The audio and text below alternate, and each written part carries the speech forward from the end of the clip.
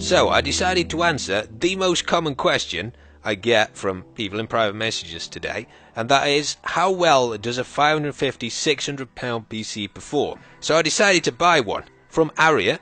It cost £549.95, this little green beast here. It came recommended by KitGuru, who usually have pretty good recommendations, and I decided to buy rather than build one because a lot of people don't know how to build PCs, and as much as a lot of people say it's simple, there is a lot you've got to learn to get it running properly, and it is quite time consuming building one. Now I'm going to show you, whilst I'm talking about the specs of the PC, some benchmarks from some games that I installed on it, just so you can see what the frame rate is. It's worth noting as well, although I didn't benchmark all of these games because a lot of them are very similar, but the PC actually came with Far Cry 3, Far Cry 3 Blood Dragon, Crysis 3, Tomb Raider, and Bioshock Infinite. So it had all of those games included for free, which are worth probably about £80, £100 or something.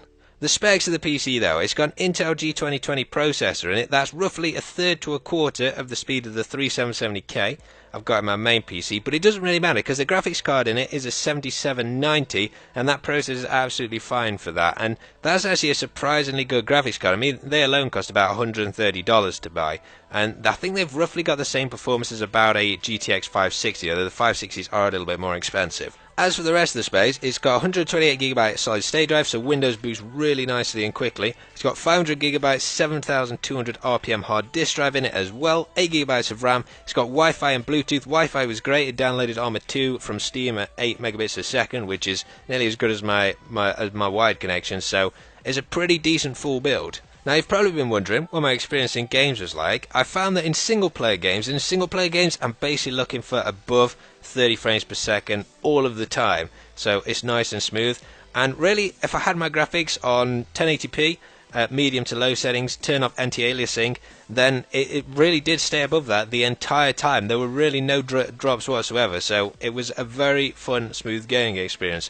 Next game I played was Call of Duty, and as you can see, I got nearly 100 frames per second on most of the maps, and the game is very, very playable. In fact, I would say compared to my main PC, I didn't feel at a disadvantage playing on this PC. Try DayZ after that, and as you saw, the frame rate was okay. It was sort of around the 25 to 30 frames per second mark out of cities. In Cherno, it dropped down to about 10 to 15 frames per second, which I would say is probably unplayable. I was, of course, playing on all low settings, 1080p. Thing about DayZ and Arma games, though, is that, especially when you're connected to a server, the game is very CPU intensive, and I don't think the G2020 quite cuts it there. So if you want to play DayZ, I would say you need to upgrade your processor. The graphics card is absolutely fine for that game.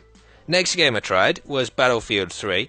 And this was actually the game I had the most problems with, and I don't know whether this was a driver issue. I tried beta drivers, I tried rolling back, and I just couldn't fix this problem with the 7790, I think. And it's that I got really good constant frame rates of sort of about 60 frames per second all the time, which is obviously very playable and very good in the game on low settings. But every sort of 30 seconds or so, I got a drop down to about 30 frames per second.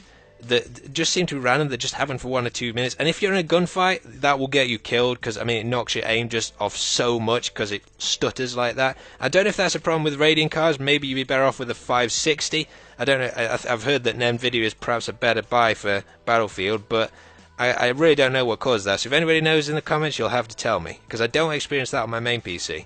But I hope this video was useful for you guys, showing you what an under £600 PC performs like. So if you plan on buying a PC, you can see what you can actually get. And it's not always all about building a PC. If you know what you're doing, then you can get stuff a lot cheaper like that. But it is a pretty big learning curve, and it does depend on the amount of time you've got. But there's some really good value for money PCs that you can just buy and then play on, much as you would just buy and play on a console. But thanks for watching, guys. Hope you enjoyed the video. I'll see you in the next chapter.